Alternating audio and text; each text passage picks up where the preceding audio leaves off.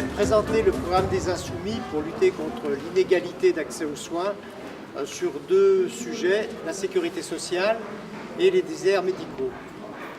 Pour l'historique, la sécurité sociale a été créée par le Conseil national de la résistance dans son programme Les Jours heureux et elle a été mise en route par Ambroise Croizat qui était ministre du Travail et de la Sécurité sociale.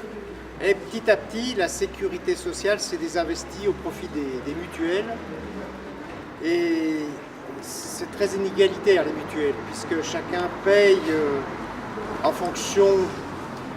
les mutuelles pour les grosses entreprises ne sont pas chères. Il y a une inégalité. Quand on est dans une grande entreprise, les mutuelles sont pas chères et offrent beaucoup de choses, alors que quand on est dans une petite entreprise, elles offrent moins de services. De même, quand on est retraité ou quand on est chômeur, on n'a pas les mêmes intérêts. Alors, le but du programme des Insoumis, c'est revenir à une sécurité sociale à 100%. 100%, ça paraît un peu utopique, mais en Alsace-Moselle, on a déjà une sécurité sociale qui est à 90%. Alors, comment arriver à ce plan-là? Petit à petit, oui, elle s'est désinvestie. On peut se rappeler des franchises Fillon qui ont réduit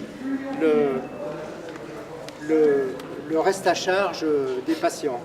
Alors, arriver à une sécurité sociale à 100%, ça serait intégrer les mutuelles à la sécurité sociale.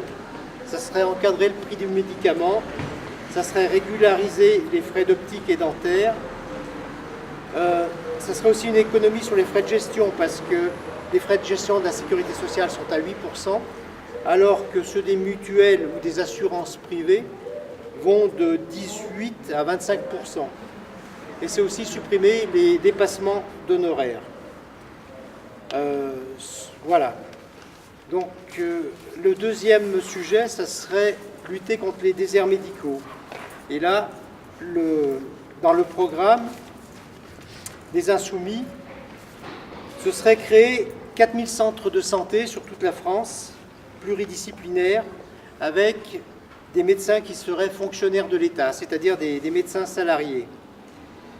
Et ce qui permettrait aussi de lutter contre les déserts médicaux et d'éviter l'engorgement des urgences et des services d'urgence des hôpitaux. Voilà. Donc, on parle souvent de créer des maisons de santé, mais on ne fait pas venir de nouveaux médecins. Quand on crée des maisons de santé, souvent c'est déjà des médecins installés qui s'installent.